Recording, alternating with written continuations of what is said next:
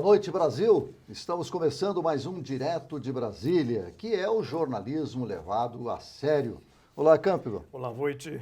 E o nosso Direto de Brasília você pode assistir através dos canais do Grupo KTV, pelo nosso site www.diretodebrasilia.com.br e por todas as demais mídias sociais. E muito em breve estaremos na Rede Gênesis de televisão para todo o Brasil. Rede Gênesis para 22 estados do Brasil, 85% de cobertura nacional.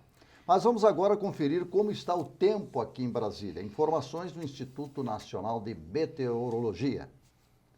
Tempo nublado a parcialmente nublado, com previsão de chuvas isoladas.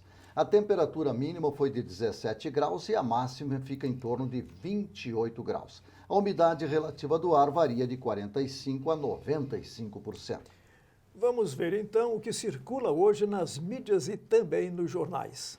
Passa a primeira fase da reforma da Previdência. Aprovado o relatório depois de muita confusão.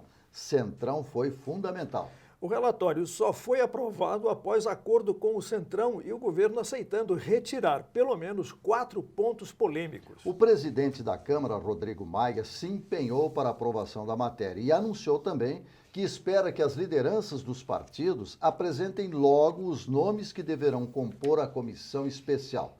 A expectativa é que esta comissão seja instalada já na próxima semana e a previsão dos trabalhos da comissão é de, no mínimo, 60 dias. O Superior Tribunal de Justiça mantém condenação de Lula, mas reduz penas impostas ao ex-presidente. Os ministros reduziram a penalidade de Lula, que era de 12 meses e foi reduzida para 8 anos e 10 meses. A intenção dos advogados de defesa é pedirem posteriormente a prisão domiciliar do ex-presidente. Mas é bom esse pessoal aí não ficar muito animado. Os especialistas afirmam que otimismo é exagerado, pois é grave a situação do Lula, que agora foi condenado mais uma vez por um órgão colegiado e em segunda instância. Se Lula for condenado mais uma vez, não poderá deixar a prisão. Uma pesquisa do Ibope mostra que 35% da população apoia os primeiros 100 dias do governo Bolsonaro. Houve crescimento de 1% em relação à pesquisa anterior. Os que rejeitam o governo somam 27%. Desembargadores da 4ª turma do Tribunal Regional da Primeira Região trancam a ação por homicídio de diretores da Vale, da Samarco e BHP. Porém, outras ações vão continuar tramitando até a responsabilização dos culpados pelas tragédias de Brumadinho. E agora nós vamos fazer um pequeno intervalo. Depois vamos saber do líder do governo na Câmara, deputado Major Vitor Hugo, a avaliação sobre a vitória de ontem na CCJ. O líder conversou com o nosso repórter Mário Benisti. Nós já voltamos.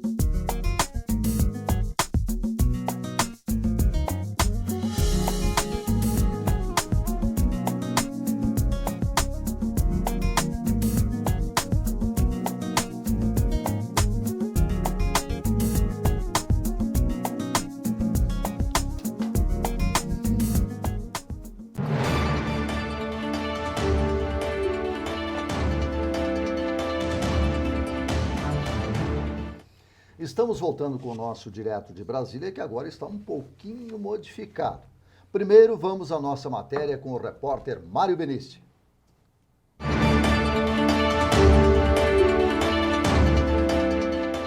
Programa Direto de Brasília, estamos aqui com o líder do governo, Major Vitor Hugo, e ele vai falar um pouquinho como que foi o resultado de ontem, a votação. E, líder, o que você achou da votação de ontem? Bom, ontem foi um resultado excepcional para o Brasil, né? É uma vitória do país. Nós avançamos, demos um passo em direção à construção de uma nova Previdência, uma Previdência que seja sustentável, que seja justa, né? Que faça com que aquele que ganhe mais pague mais, o que ganhe menos pague menos. Nós temos certeza que vai atingir a todos, militares, políticos, servidores públicos, pessoas que trabalham na iniciativa privada. Então temos certeza que foi um dia vitorioso para o país e agora vamos avançar para a comissão especial e na sequência para o plenário. E hoje a reunião, o senhor teve uma reunião com o presidente Bolsonaro, já estudava estratégia para o próximo passo? Então hoje nós tomamos café da manhã com o presidente junto com 10 deputados do PSL. A ideia é aproximar cada vez mais o partido do presidente do nosso líder maior, né, que é o Jair Bolsonaro, que nos inspirou na eleição e que agora, né, nós precisamos unir o PSL em torno do presidente para que o PSL seja efetivamente a pedra angular da futura base do governo. E esse foi o movimento que nós fizemos hoje, faz parte também da estratégia, ou das estratégias, para que a gente alcance êxito também na comissão especial e para que na sequência tenhamos êxito no plenário nos 2 turnos. O senhor acredita que a oposição agora vai tentar embargar de uma outra maneira, usar uma outra estratégia para frear a votação ou a tramitação da reforma? Bom, é natural que a oposição queira fazer isso. Em alguma medida é algo estranho, porque eles, quando estavam no governo, fizeram também reformas da Previdência. Ontem mesmo estava lendo aqui em jornais do passado frases que foram faladas pelos presidentes anteriores aí, dos partidos desses que hoje não querem aprovar a nova Previdência, e todos defendiam e usavam os mesmos argumentos que são falados hoje, a questão da diminuição da fecundidade, da taxa de fecundidade, ou seja, nascendo menos pessoas, entrando menos pessoas para o mercado de trabalho, e são elas que financiam a aposentadoria daqueles que vão para a inatividade. Ou seja, argumentos como esses, que são os mesmos argumentos que nós utilizamos, eles fizeram a reforma no passado, nós precisamos fazer a nossa agora, para possibilitar que a nova Previdência nos garanta aí uma Previdência Social que seja sustentável no tempo. Então, é isso, essas são as perspectivas. Okay. Então foi um bate-papo rápido com o Major Vitor Hugo, Mário Benício para o programa Direto de Brasília.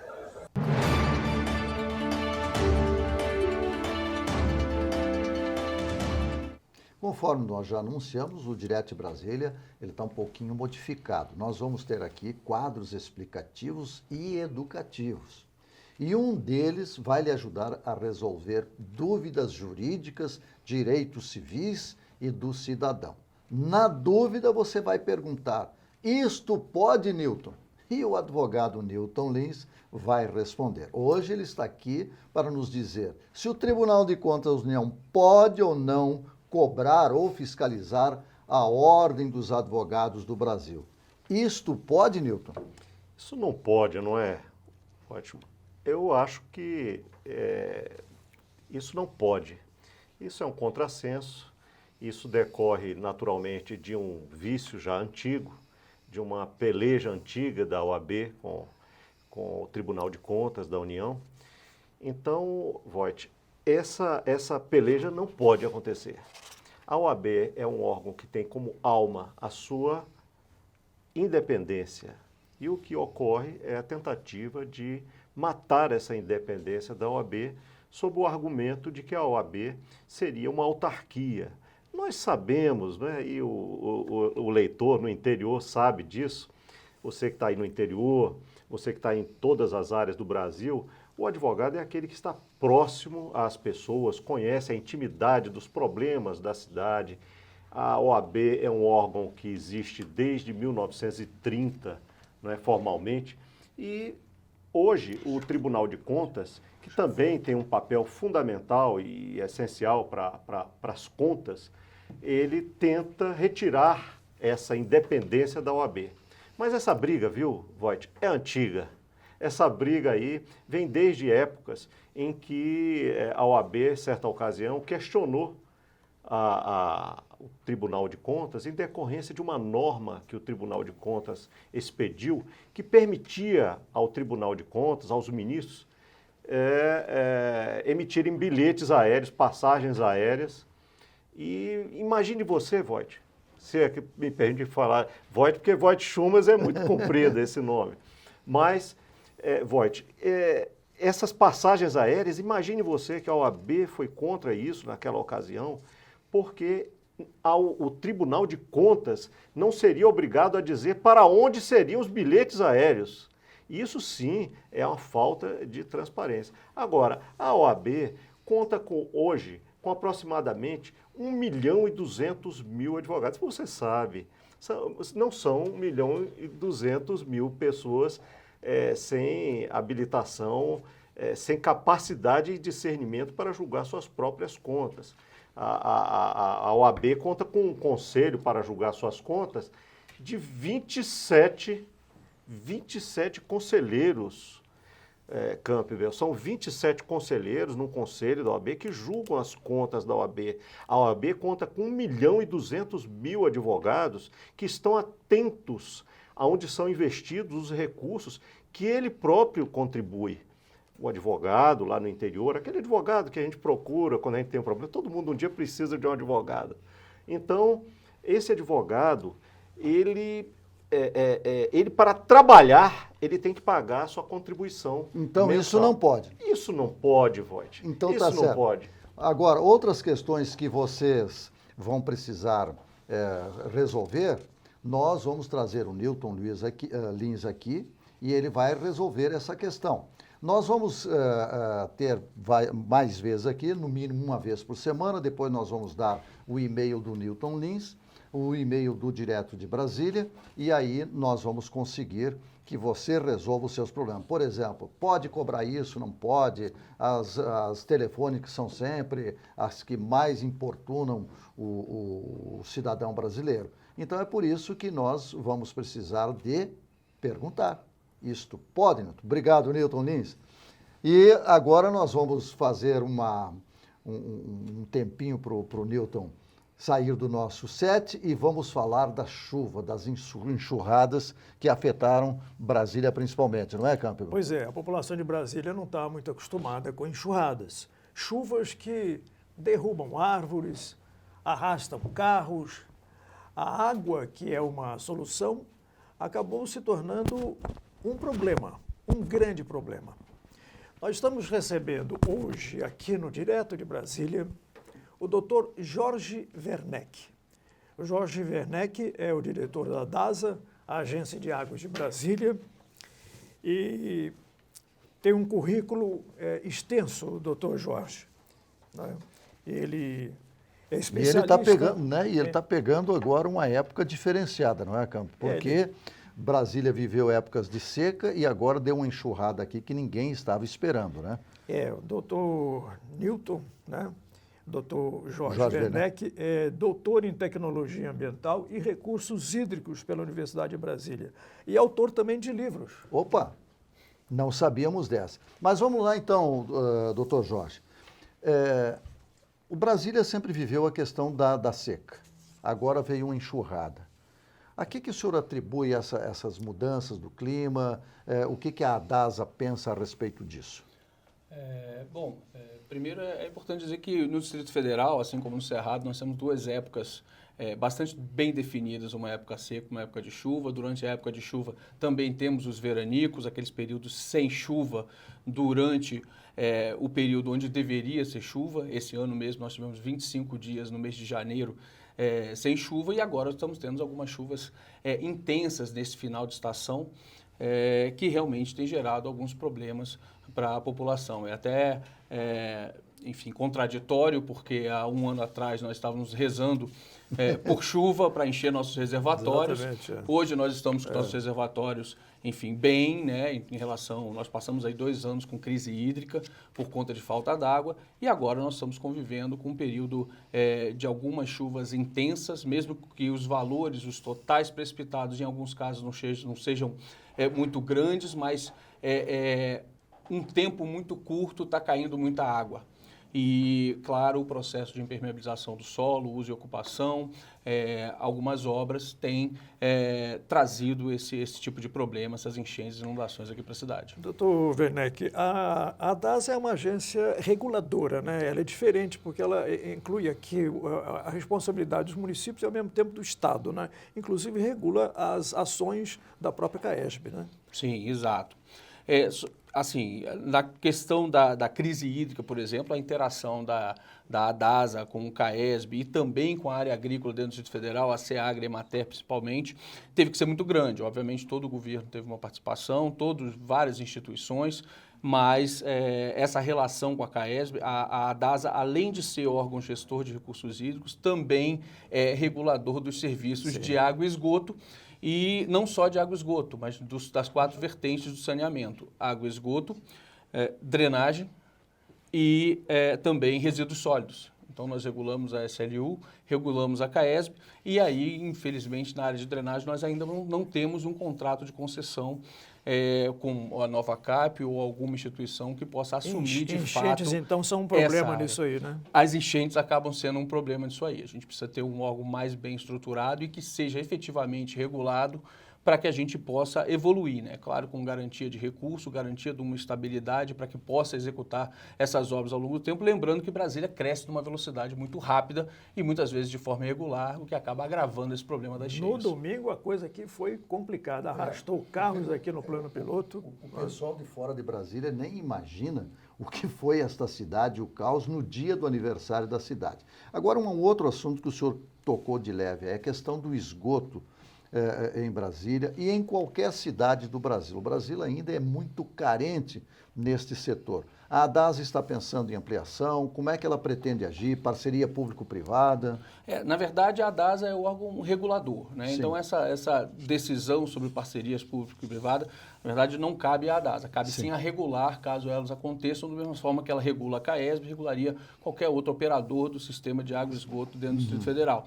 Então, enfim, para a gente é independente se é uma parceria público-privada. Obviamente, isso tem que ser estudado, inclusive as formas de regulação. Mas que precisa, né? A gente precisa evoluir. Brasília também é importante que se diga que no cenário nacional, em termos de fornecimento de água, ela abastece, a CAESB abastece, eu tenho uma cobertura em torno de 98% da população e de esgoto em torno de 83%, que é o maior índice quase o ideal, né? Entre as unidades da federação. Ainda tem um gap aí em torno de uns 10%, 15% que precisa evoluir na área de esgoto e, obviamente, todas as ações que a ADASA pode exercer sobre a CAESB têm sido feitas para que a gente consiga efetivamente a universalização desses serviços. A integração, né?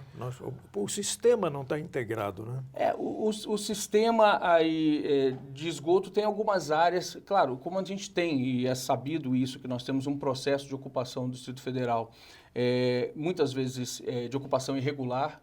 Claro que não é fácil para o Estado, um quadradinho que cresce 60 mil habitantes por ano é algo difícil de lidar, mas todos os esforços estão sendo feitos para que a gente consiga essa universalização e, obviamente, a gente precisa ter todas as pessoas morando em áreas regulares, né? Para que a gente possa ter e possa fornecer, no caso a CAESB, possa fornecer o serviço de maneira adequada. Tem áreas que ela não pode nem entrar, que são áreas de APP, são áreas que outras ações devem ser tomadas antes mesmo de você entrar com um sistema de captação, de coleta desse esgoto, porque 100% do que é coletado pela CAESB é tratado, que é um dado também muito, muito bom e muito importante. Agora, em relação à água, doutor Werneck, como é que é o atendimento, por exemplo, nas áreas irregulares?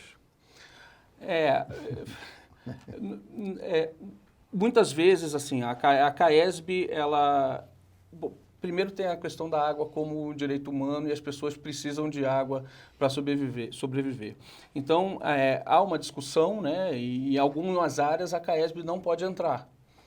Em algumas áreas, muitas vezes, a própria ADASA tem que liberar, mesmo que temporariamente, um poço para que essa comunidade seja abastecida, tenha alguma água para poder sobreviver. Mas ainda assim é um assunto bastante difícil e delicado e que a gente está o tempo inteiro discutindo, porque o ideal é que a gente não tenha realmente pessoas morando em áreas onde não se pode, onde não é adequado a habitação, porque fica difícil, inclusive, da gente atender com serviços públicos. E já está equacionada a questão de Corumbá? Então, doutor Corumbá, Jorge? também temos acompanhado a fiscalização da Agência Nacional de Águas, que é uma obra que está acontecendo no estado de Goiás e que traz água para o Distrito Federal.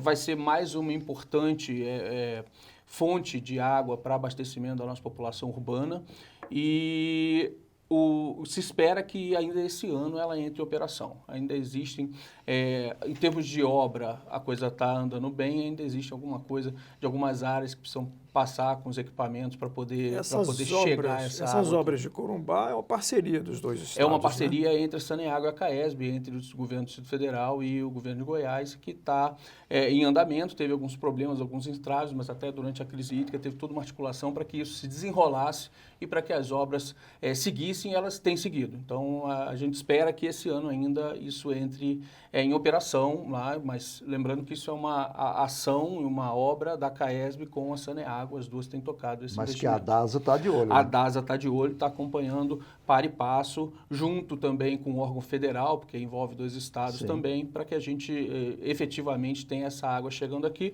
E lembrando também que nossos reservatórios hoje estão no nível bom, assim, não só a chuva, né, porque 2017 e 2018 ainda foi um ano ruim de chuva e a gente conseguiu recuperar o reservatório. Porque o início do ano de 2018, 2019, lá, o início da chuva, outubro e novembro, a gente teve boas chuvas. Ajudaram um bocado, mas só conseguimos encher o reservatório porque ele chegou nessa época não tão vazio. Mesmo tendo, porque muito sacrifício teve que ser feito, muitos cortes precisaram ser impostos, tanto para a população, com racionamento, quanto na área rural do Distrito Federal, da Bacia do Descoberto, também sofreram muito com a crise para que a gente conseguisse estar hoje com uma segurança hídrica garantida aí, pelo menos para o próximo ano, e vamos esperar que o próximo ano continue, ou que a gente volte a ter chuvas mais regulares e não o que aconteceu entre 2015 e 2018, que é como se a gente tivesse perdido um ano de chuva em 4. Como é que é a qualidade da água, desculpe, como é que é a qualidade da água hoje no Distrito Federal? No Distrito Federal, assim, perto de algumas zonas urbanas, a gente tem problema de qualidade da água, tá? Onde tem muito intenso. Por quê? A própria falta de planejamento na ocupação do solo tem algumas bacias que receberam mais gente do que os nossos pequenos rios conseguem suportar.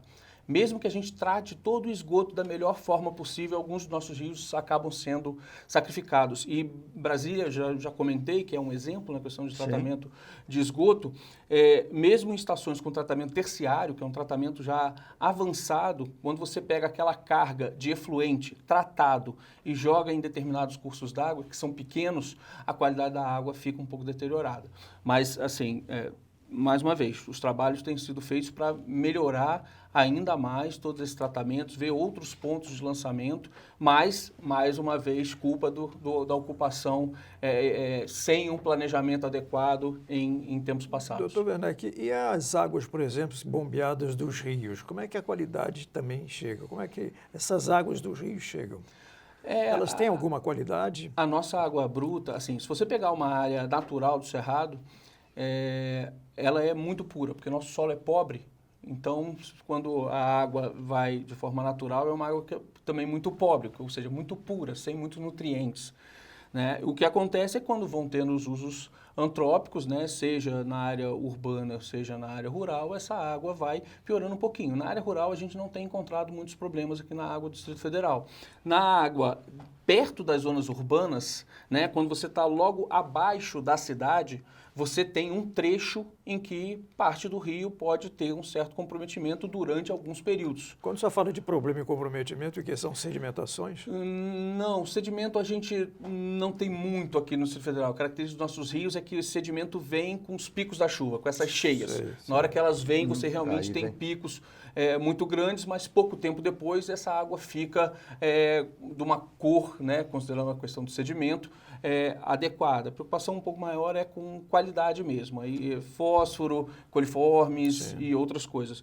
Ninguém recomenda que você tome a água de forma direta, né? Mesmo que você esteja dentro de um parque, porque um animal pode ter passado por ali e vai ter coliforme dentro da água. Então, é importante que as pessoas saibam que a nossa água é tratada, né? É tratada, e o uso para a agricultura também, em 95% da área, com certeza, ela tem uma qualidade adequada para diversos usos que se faz para fins agrícolas também. Bom, Então, de nós uma vamos forma fazer geral, um pequeno intervalo, doutor Jorge. Depois o senhor tocou numa palavra que é mágica aqui e hoje é traumática para a população brasileira, a questão das barragens. As nossas barragens são contenção de água, mas tem as barragens contenção de minérios e tudo mais. Então nós queremos saber, né, qual é a segurança dessas barragens nossas que contêm a água. Nós já voltamos.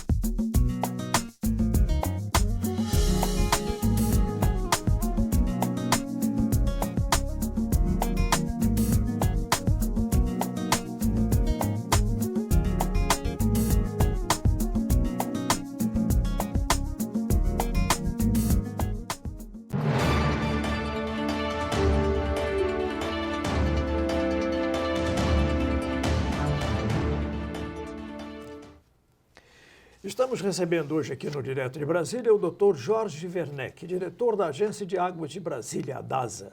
Dr. Jorge, quais são os planos da DASA para que não falte água em Brasília ou que a cidade, né, não sofra com essas enxurradas? Não, claro. Em relação a... Vamos tratar os dois assuntos de maneira, enfim, distintas, né? Primeiro, tratar um pouco do risco da seca. Sim. Aliás, o senhor é autor de um livro chamado Gestão da Crise Hídrica. Isso. Pode nos falar um pouquinho disso? Claro, claro. Essa foi a ideia de documentar toda a experiência que nós tivemos aqui no Distrito Federal para o enfrentamento da crise hídrica. Então, a gente trata de 21 estratégias que foram adotadas. Primeiro tem uma contextualização, depois trata de 21 estratégias, desde a comunicação, né, dessa parceria com a imprensa e com a mídia, que foi super importante para a conscientização das pessoas a respeito daquilo que estava acontecendo. Monitoramento, acompanhamento dos dados, as ações que a CAESB teve que implementar, teve que interligar seus sistemas, teve que caçar novas fontes de água, teve que fazer redução de pressão. Foram várias coisas que foram feitas e também no meio agrícola, com melhoria nas técnicas de irrigação. Tivemos racionamento no meio agrícola também, de forma bastante severa. Tivemos que segurar o consumo durante um tempo. Todo mundo que teve que contribuir de alguma forma para que a gente pudesse superar isso. E isso está colocado no papel, na forma de um livro bastante didático, bastante técnico, para que isso sirva de exemplo, de modelo para outras pessoas e até para caso aconteçam novamente, a gente ter isso documentado para que a gente evite cometer os mesmos erros e caminhe no sentido dos maiores acertos que nós tivemos para poder superar esse período que foi muito difícil para todos, né? Tanto para quem trabalha na área, porque, para você ter uma ideia, na própria DASA foram 45 resoluções em 2 anos, quase 2 resoluções por mês, né? Então, assim, tendo que fazer estudos para embasar todas essas resoluções. A questão de governança foi fundamental, essa parceria, toda semana nós tínhamos reuniões da direção da ADASA, da CAESB, o secretário de Agricultura e a Emater, para tomar decisões sobre o que fazer e como proceder para que a gente equilibrasse o pouco de água que tinha, de que forma dividir o prejuízo no momento da crise. E isso tudo foi fundamental, foi importante e também está nos dando uma resiliência agora para o nosso sistema, né? Falando de como que a ADASA e as demais instituições estão preparadas, quais são os planos, e a gente continuar evoluindo, continuar buscando novas fontes, acompanhar mais de perto essa evolução do consumo, né? Então, todo mês tem troca de informação entre a CAESB e a ADASA para que a gente veja de forma clara como que está se dando o consumo, como é que está a oferta de água da CAESB, como está a oferta de água dos nossos rios, né? Essa relação entre chuva e o regime de vazão dentro dos rios, que foi algo que trouxe a dimensão que teve a crise, porque nossas vazões até em bacias sem uso nenhum, as nossas vazões observadas durante o período da crise eram metade das mínimas que a gente já tinha observado em 40 anos de dados. Então, assim, a gente teve que lidar com uma situação realmente extrema e isso fortaleceu o nosso sistema. Nós tivemos que amadurecer de maneira muito rápida, tanto todas essas instituições que participaram, né, e as pessoas também, porque você veja que acabou o racionamento e mesmo assim o consumo não voltou, não está nem perto dos níveis que eram antes do racionamento. A população também vestiu a camisa, obviamente a imprensa teve um papel também importante nessa comunicação e nessa troca de informação técnica, de base técnica, porque é assim que uma agência reguladora tem que trabalhar também. Então, foi um momento rico e que nos dá hoje uma resiliência importante para que a gente possa avançar nesse campo. Em relação à drenagem, a gente ainda precisa evoluir em alguns pontos, porque se por um lado nós temos uma CAESB estruturada e que tem uma receita estabelecida, tem um corpo técnico estabelecido, nós precisamos avançar ainda na estruturação da área de drenagem. Tanto é que uma vontade muito grande nossa da ADASA é que tenhamos efetivamente um órgão, uma instituição que seja, que tenha um contrato de concessão desse serviço público com a ADASA, para que a gente possa também trabalhar junto para evoluir, para melhorar a questão da drenagem. Chuvas como essa que nós tivemos no domingo, né, no aniversário da cidade, afetam muito na área da produção agrícola, doutor Werneck? Afetam também, com certeza, né? Se você, com o vento que teve, pode derrubar árvore, pode derrubar cultivos e pode derrubar frutas, pode, enfim, gerar prejuízo. Essas chuvas que acontecem muito intensas, né? Que chove muito em pouco tempo, elas geralmente geram escoamento superficial, também carregam nutrientes, não são boas. Sempre que a água corre por cima do terreno, ela gera algum estrago, que é a história da água morro abaixo. É sempre um problema e que a gente tem que cuidar. Existem técnicas para poder minimizar esse tipo de problema. Claro que quando ela é muito intensa, você teria que fazer estruturas muito grandes para segurar. Mas existem formas, tanto na área agrícola quanto na área urbana, que você pode segurar essa água na parte mais alta da bacia, enquanto ela não ganhou muito corpo, muita energia, descendo nas vertentes, ou nas estradas, ou, enfim, você acumula essa água em bacias, você cria terraços. No meio urbano, os piscinões. Os piscinões, para poder essa água infiltrar e gerar menos escoamento superficial, para que isso gere menos problema, tanto em área urbana quanto em área rural. Bom, doutor Jorge, nós vamos fazer um pequeno intervalo, depois eu gostaria de saber, porque o senhor tem um profundo conhecimento nessas questões de águas, uma é a que o senhor já abordou en passant, que é a questão do uso da água no meio rural. E também as experiências que estão chegando, principalmente de Israel, que não tem água, mas não tem falta d'água. Nós vamos fazer um pequeno intervalo e nós já voltamos.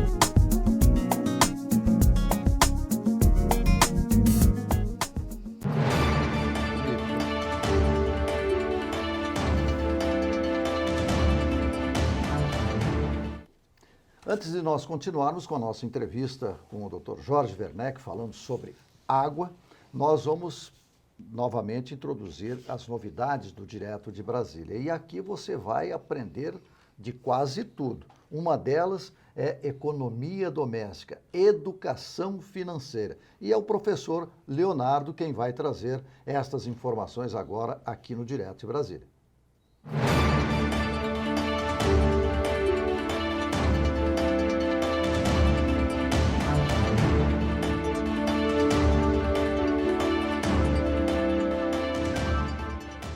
Para onde está indo meu dinheiro?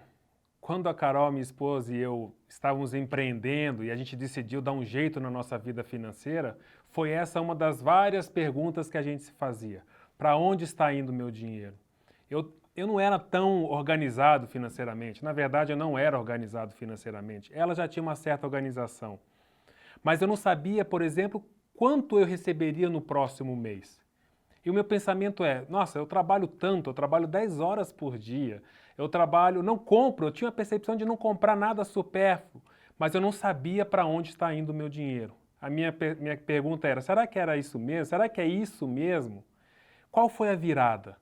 Uma vez eu recebi um livro, ganhei um livro de presente, e o autor disse, uma vez nesse livro, você ganha dinheiro não no seu trabalho, mas fora dele. E eu fiquei pensando o que ele queria dizer com isso. Mas de outras informações que ele passava, ele dizia também uma coisa que sempre ouvia das pessoas que falavam sobre finanças, mas eu não gostava muito de fazer, que era anotar os gastos. Mas por causa dessa frase, eu me permiti, durante uma semana, agir. E eu falei, por uma semana eu vou anotar meus gastos. Comecei a pegar notas fiscais, recibos, o extrato do banco, mas de uma semana, não mais que isso, para fazer um teste. E vi coisas impressionantes. E foquei em duas coisas. Uma, nos juros que eu pagava na dívida, nas dívidas que eu tinha, e na minha conta de celular. Naquela semana, eu já fiz uma ligação para a operadora e consegui reduzir meu plano. E consegui renegociar a dívida que eu tinha no banco. Na época não tinha portabilidade, então não tinha essa possibilidade de transferir para uma outra instituição. Mas em apenas uma semana eu consegui ter um resultado que eu não esperaria ter. Não pensava nessa possibilidade. Então, essa foi a grande virada. Eu dei um passo, eu me permiti na próxima semana já agir, não precisava mudar muitas coisas. E foi aí que eu me permiti e botei uma outra meta. Vou anotar mais uma semana. Nessa segunda semana de anotações, eu já tinha uma excelente visão, já tinha uma excelente visão, mas já tinha muito mais claro para mim para onde estava indo o meu dinheiro. E nessas pequenas ações, eu pude ter várias lições. Uma, eu não precisava ser perfeito, eu não precisava ter a planilha, eu simplesmente anotava num caderninho. Eu não precisava esperar o momento certo, o início do mês, eu poderia começar em qualquer momento, em qualquer dia. Eu percebi que estar no controle, para mim, era muito mais simples e palpável do que não estar no controle. Então, se você em algum momento está perguntando para onde está indo o seu dinheiro, faça esse teste, dê passos pequenos, dê um passo de uma semana e veja os resultados. Na próxima semana vamos trabalhar esse assunto e mais outros assuntos desses desafios de quem está querendo dar um jeito nas suas finanças. Obrigado.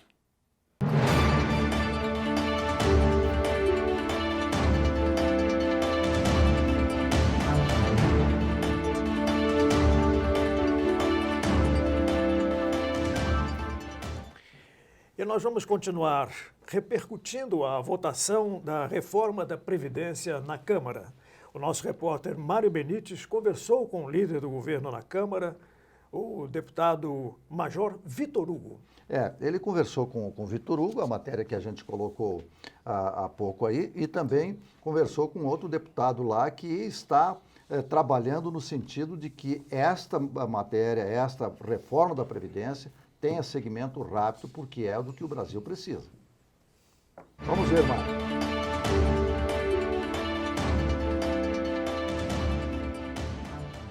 Estamos aqui agora com o relator da reforma da Previdência, o deputado Marcelo Freitas, do PSL de Minas Gerais. Então, deputado, o que você avalia da tramitação da reforma ontem lá na CCJ? Eu avalio que a aprovação foi extremamente positiva, demonstrou um placar extremamente avançado em favor do governo, em favor daqueles que defendem a reforma da Previdência, e compreendemos que essa tramitação é necessária para que possamos retirar o Brasil da crise em que ele hoje se encontra. Eu já acredito que vai ter um trabalho a mais na comissão especial? É natural que as discussões maximizem e aumentem na comissão especial, mas nós não temos dúvidas que, com muito cuidado, com muita atenção, a reforma da Previdência será também aprovada na comissão especial e mais adiante em plenário da Câmara dos Deputados. O senhor também se encontrou com o presidente Bolsonaro hoje, participou do café da manhã com as lideranças? Encontrei com o presidente Bolsonaro agradeceu o empenho de toda a sua base para a aprovação da reforma na Comissão de Constituição e Justiça, ainda pede mais empenho e mais diálogo para que possamos verdadeiramente aprovar essa reforma e outras reformas econômicas que vão retirar o Brasil da crise financeira que hoje ele se encontra. Você acredita que essa reforma pode ser votada até o meio do ano? Eu acredito que até o final do mês de junho essa reforma já estará aprovada na Câmara dos Deputados. Ok, eu agradeço, deputado, pela sua atenção. Então é Mário Beniche para o programa Direto de Brasília.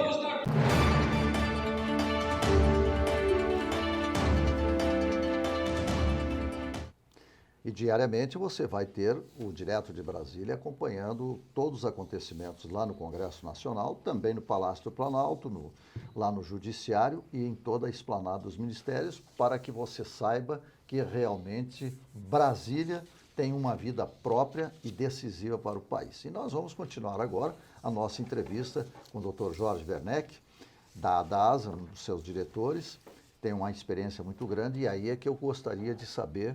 O senhor tocou levemente na questão da utilização da água no meio agrícola. Como eu sou de um estado que é agrícola também, que é o Rio Grande do Sul, se utilizava muito mal a água no Brasil. Quer dizer, retira simplesmente, jorra de qualquer maneira para as lavouras e não há rios que mantenham. Como é que está evoluindo essa questão? Como é que ela é aqui no Cerrado de Brasília e do Distrito Federal? Aqui no Distrito Federal a gente tem uma agricultura altamente tecnificada, né? Nós temos aqui em algumas áreas, se você for para lá do lado do PADEF aqui no Distrito Federal, você tem recorde de produção de muitas coisas. E além de um uso intensivo da agricultura irrigada, assim, bastante forte. Quantidade, inclusive, com o uso de pivôs centrais ou outros métodos de irrigação também. Temos uma área irrigada que, se comparar por estado, não é tão grande, mas se for em relação à área do estado, sim, nós temos uma área irrigada relativamente grande e com altas produtividades, muito tecnificada, e o uso da água vem melhorando com o tempo. Obviamente, essas crises hídricas pelo Brasil, para você ter uma ideia, a crise de São Paulo causou redução de 5% no consumo de água aqui no Distrito Federal, né? Então, e a crise do Distrito Federal fez com que as pessoas realmente repensassem a forma de plantar. Então, tem pessoas modificando o sistema de irrigação, tem pessoas modificando a cultura a ser plantada, passando para culturas menos dependentes de água. Tem pessoas que já não estão pensando em fazer a terceira safra para garantir a primeira e a segunda safra com o uso de irrigação, porque a terceira já está difícil, porque a vazão dos rios já não está suficiente. Estamos trabalhando fortemente com alocação negociada e uma parceria Emater com a própria ADASA. A gente senta com os agricultores, discute, vê da água que tem, como que vai ser feita a divisão dessa água entre os agricultores, quem vai plantar, que área plantar. Então, isso tem evoluído assim, a passos largos, eu diria, nesses últimos 5, 6 anos.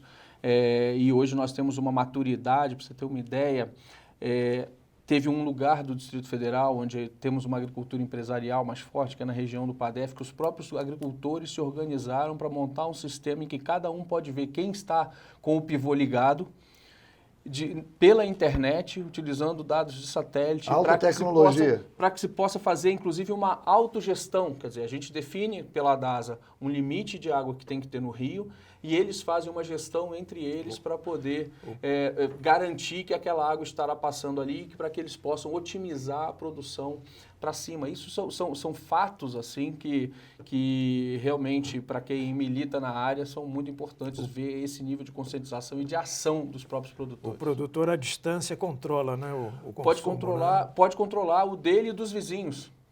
Né? E outra coisa, quando um vizinho quebra e não pode usar naquele horário que foi programado, ele liga para outro, tem alguém que pode trocar comigo, irrigar agora para eu poder irrigar no seu horário mais tarde, para não deixar o nível baixar dos níveis que a gente estabelece como nível mínimo dentro do rio. E essas experiências que estão chegando, por exemplo, dessalinização, porque é uma coisa que já é uma realidade que deve chegar no Brasil. Sim, ela é uma realidade em vários lugares do mundo, mas com características distintas da nossa. Com certeza. Né? Se a gente pensar em dessalinização, nós já temos até no Nordeste vários projetos, né? Tem o projeto Água Doce, que tem até, é bem interessante, que além da dessalinização aproveita o rejeito para produzir peixe, também produz uma planta que é resistente a altos níveis de sal para poder dar para o bode, e aí você consegue trabalhar aí no campo da economia circular, na reutilização de água.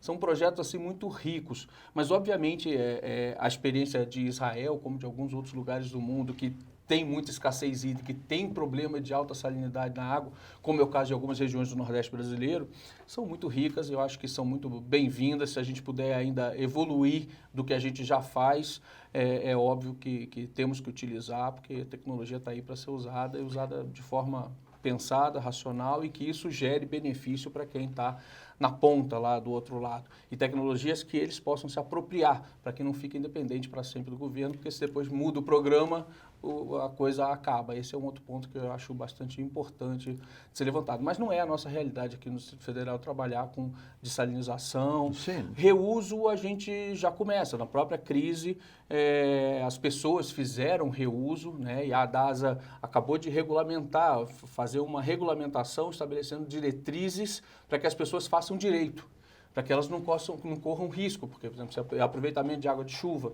precisa ter, muitas vezes, algum tipo de tratamento. Outra coisa, você não pode misturar essa água com a água da CAESB, e tem outros pontos também, reuso de água cinza, a tubulação tem que ser de cor diferente. Então, são vários detalhes. Essa água cinza? Água cinza é a água que sai das torneiras, por exemplo. Né? Então, você não pode aproveitar isso para qualquer coisa. Né? Então você precisa sim, por isso que a gente traz essa nova regulamentação para que as pessoas tenham, para que façam direito. Né? Porque o que aconteceu durante a crise é que as pessoas foram fazendo e agora a gente tem que regulamentar realmente para evitar qualquer tipo de risco e perigo à saúde das pessoas. O senhor falou que a área plantada aqui no Distrito Federal ela é muito tecnificada, né? Sim. Como é que se aumenta muito a área plantada, não em termos de terra, mas assim por hectare, por tecnologia? O que justifica isso? É uma água boa? É um terreno, uma terra boa? Eu diria que tem, de forma geral, se você tem mercado, que Brasília tem, né? Se você tem terra, relevo, água, sol, você consegue, e estrada para escoar essa produção, que é o caso do Distrito Federal. E por isso que a agricultura realmente se desenvolve bastante dinâmica aqui no entorno.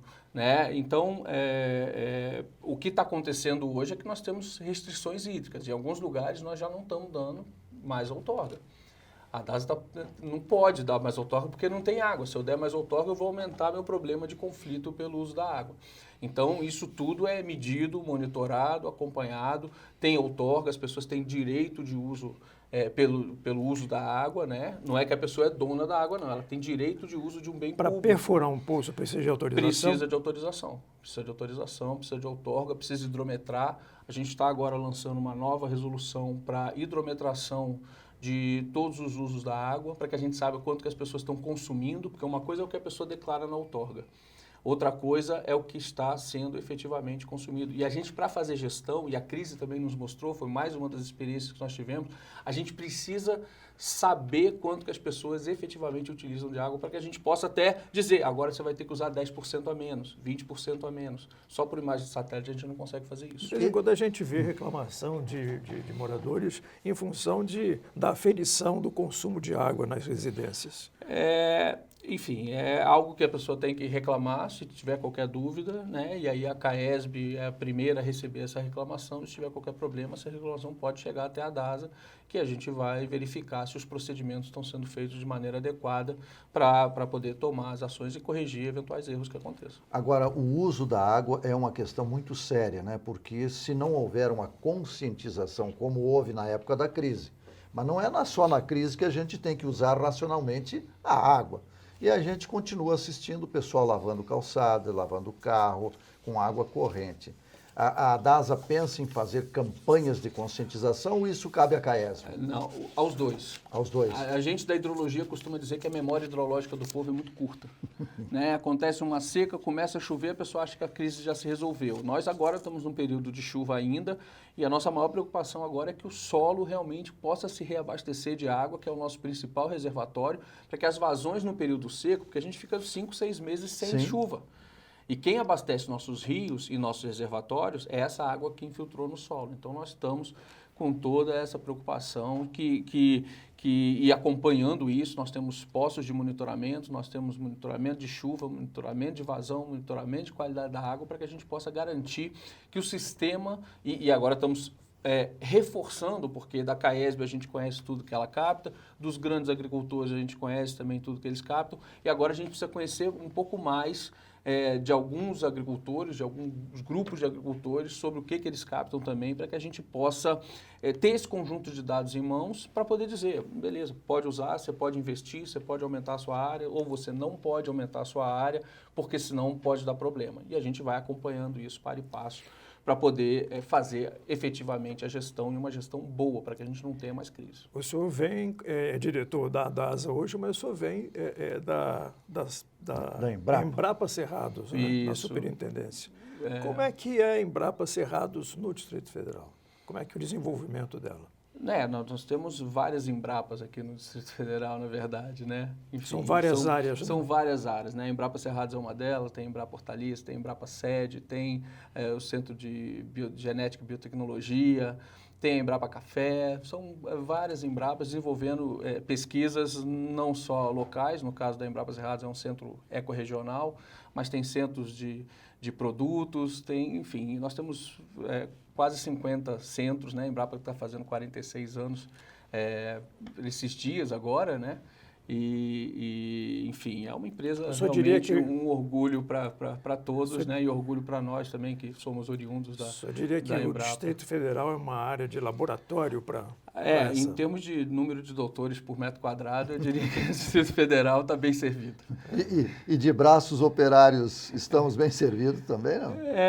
Isso você está falando geral ou só da Embrapa? Mas, enfim, também, enfim, nós temos dentro do Distrito Federal uma capacidade instalada em termos de conhecimento muito grande. Nem sempre a gente consegue chegar no campo ou chegar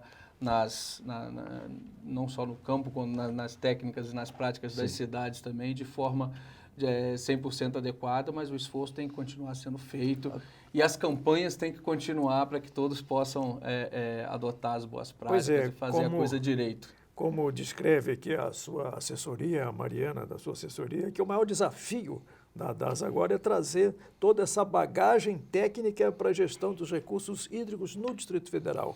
É possível esse ano a coisa ficar mais tranquila? Não, a gente está com uma estrutura hoje a gente está muito melhor estruturado do que estava há 3, 4 anos atrás, não tem a menor dúvida, né? As pessoas estão melhor capacitadas, foi algo que nunca tinha acontecido no Distrito Federal. A própria população do Distrito Federal, boa parte dela não tinha passado por uma crise hídrica nunca na sua vida, né? E também as instituições e os técnicos. E a infraestrutura melhorou muito. A conscientização das pessoas melhorou muito. O monitoramento melhorou muito. Hoje nós temos 16 estações telemétricas que nos fornecem dados também em tempo real sobre o nível do reservatório, sobre a vazão dos rios. Nós estamos instalando mais 30. A CAESB também tem feito investimentos nesse sentido. Então, hoje nós temos um arcabouço para lidar com problemas de crise hídrica, né, de maneira muito mais estruturada, e nossa segurança hídrica e nossa resiliência a esses eventos está cada vez maior e estamos trabalhando para que continue aumentando. Ou seja, a população entende, então, a orientação da DASA, né? Tem entendido, tanto é que o consumo não voltou aos níveis anteriores. E nem nós também liberamos a quantidade de água que liberávamos antes. Reduzimos isso também, né? Estancamos em alguns lugares a entrada de novos usuários importantes. Obviamente, água para abastecimento humano é uma coisa, água para irrigação, novos projetos, a gente tem segurado em algumas áreas, sim, porque... para que não volte a ter risco, né? Porque a gente pode ter outros anos ruins de chuva. Sim. Mas E a normalmente, gente precisa estar preparado para isso. normalmente a população se queixa do preço da água que consome. Há muito desperdício também, vazamentos, não há tantos hidrômetros hoje inteligentes que podem aferir, questão de condomínios, de prédios residenciais. Como é que a DASA está enxergando essa situação? A DASA ela é responsável pela definição da tarifa máxima que a CAESB pode aumentar. Existe um reajuste anual, né, que acabou de foi para audiência pública tem poucos dias, né? Ano passado deu esse mesmo reajuste. É uma equação com base nos índices econômicos. IPCA, IGPM, preço da energia. O preço da energia cresceu 12%. E ele é o segundo maior custo da CAESB, por exemplo. Então, tudo isso é computado porque a gente tem que trabalhar sempre com o seguinte, a gente tem que pensar sim na modicidade tarifária, um preço justo e adequado, que não seja muito caro para o produtor, para quem consome, para o consumidor, mas, por outro lado, se ele for barato demais, a CAESB não consegue fazer os investimentos necessários para garantir, né, a resiliência, a quantidade de água e a qualidade da água necessária para essa população que continua crescendo. Inclusive, a parte velha da rede, às vezes, tem que ser substituída, né? Tem que ser reposta. Então, tudo isso é computado de maneira estritamente técnica para a definição dessas tarifas. Então, a gente tem controle de tudo, dos ativos, o pessoal é uma empresa de referência, não é exatamente o salário que eles recebem na CAESB. É uma empresa de referência que a gente usa como base para estabelecer qualquer tipo de preço. Para que a gente trabalhe de acordo com o que seria justo em relação ao mercado, de maneira estritamente técnica, fazendo as contas, apresentando. Enquanto isso não está pronto, não vai para a audiência pública. Doutor Bernardo, tem lugares aqui no Distrito Federal em que determinadas cidades, né, ficam sem água, como a gente tem, e assim, às vezes... Racionamento de água. Não chega nem... Está faltando água ali. Está faltando um sistema integrado? Não, isso aí, a CAESB recebe um número de chamados imenso, né, ao longo de todo o ano, né? Isso também tem a ver com a idade da rede, com a reposição da rede, a capacidade de reposição da rede, o número de equipes para atendimento. Eles têm prazo para fazer isso. E o crescimento populacional. E o crescimento populacional, que é o nosso plano de fundo, que não é fácil. 60 mil pessoas a mais por ano. Quanto? Tem 60 mil. Se eu pensar com crescimento de 2% em cima de 3 milhões de no habitantes no Distrito Federal. Okay. Então, é o Estado perseguindo, né, uma perseguição muitas vezes inglória e difícil, porque é uma cidade de médio porte. 60 mil pessoas é como se fosse uma cidade de médio porte todo ano chegando aqui. A gente precisa lidar com isso numa região em que nós somos nascente de muitas bacias, nós estamos no Planalto Central, estamos numa área alta e com nascentes para a bacia do Tocantins, do São Francisco e do Paraná, né? Todo mundo fala disso, mas isso significa que nossos rios são pequenos. Região de nascente significa região de rios pequenos. São muitos, mas são pequenos. Eles vão formar um rio grande lá embaixo. Exatamente, né? Depois que andarem. Né? Se você for ver, vai 3 mil quilômetros para cada lado do continente sul-americano, porque a água do lugar que a gente está nesse momento vai passar lá entre o Uruguai e a Argentina para sair no mar. Né? Então, é muito distante. Nós estamos numa área de rios pequenos e com 3 milhões de habitantes e crescendo a 2% ao ano. Isso não é fácil para o Estado lidar com. E esses assoreamentos dessas bacias que a gente vê, como o Rio Descoberto, como outros aí, que estão sendo invadidas e os rios estão sumindo. Algumas nascentes realmente, inclusive alguns projetos foram feitos e desenvolvidos em áreas de nascente, o que não é o adequado, né? A gente tem que procurar. Agora, mais uma vez, as pessoas precisam de lugar para morar. A gente tem que tentar equacionar esse problema aí para poder minimizar. Área em processo de desenvolvimento é uma das piores para a produção de sedimentos. Hoje, na DASA, nós estamos com a contratação de uma consultoria para tratar especificamente sobre produção de sedimentos ou controle de sedimentos em obras. Porque esse tem sido um problema recorrente para a gente aqui no Distrito Federal. Quando você vai para o Lago Paranoá e faz uma análise de sedimentos, a gente também tem um convênio com a ANB para analisar isso. O aumento é grande, né? E a gente percebe que tem muito sedimento oriundo de obra. De construção obra, civil. né? Exatamente, de movimentação de obra, né? Fazendo as análises químicas todas dos sedimentos que estão lá. E a gente está fazendo um trabalho com um consultor que tem especialização na área, que tem experiência de fiscalização de obras. Já foram feitas visitas em obras do Distrito Federal para ver o que está acontecendo, para que a gente faça a partir daí um manual, inclusive de como inserir essa questão dentro dos termos de referência, dos contratos que são feitos, tanto públicos quanto privados, para que a gente possa melhorar realmente isso. Porque na legislação já existe, mas quando você vai ver na prática, nem sempre a coisa... Sempre quando você vê aquele rastro de terra saindo da obra, é que aquilo vai parar em algum rio ou reservatório. É um trabalho de fôlego nosso. esse, né? Esse E a gente tem tentado dar esse subsídio, obviamente em parceria sempre com os diferentes órgãos do Distrito Federal que tratam do assunto. Porque o resultado disso é que vai dar a qualidade da água. A qualidade né? da água. Isso é fundamental para que a gente possa manter essa qualidade da água, evite enchentes em alguns pontos, porque esse assoreamento acaba estrangulando o rio e aí aquela água que passava numa calha um pouco mais funda, a calha está mais alta, aí o nível da água também sobe e acaba trazendo prejuízo para as pessoas. Então, Tá certo. temos tentado melhorar.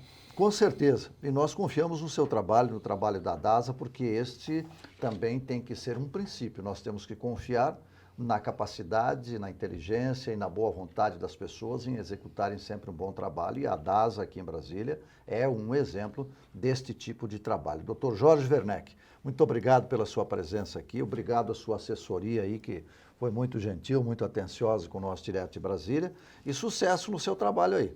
Nós que agradecemos e estamos à disposição lá na DASA para nessa luta diária para que a gente possa manter não só a quantidade e qualidade da água, mas a qualidade dos serviços públicos prestados aqui no Distrito Federal. Nós vamos aparecer por lá para tomar uma água puríssima e tratar mais assuntos relativos à questão da água em Brasília, capital da República. E a você que nos acompanhou, nosso muito obrigado e até um próximo Direto de Brasília.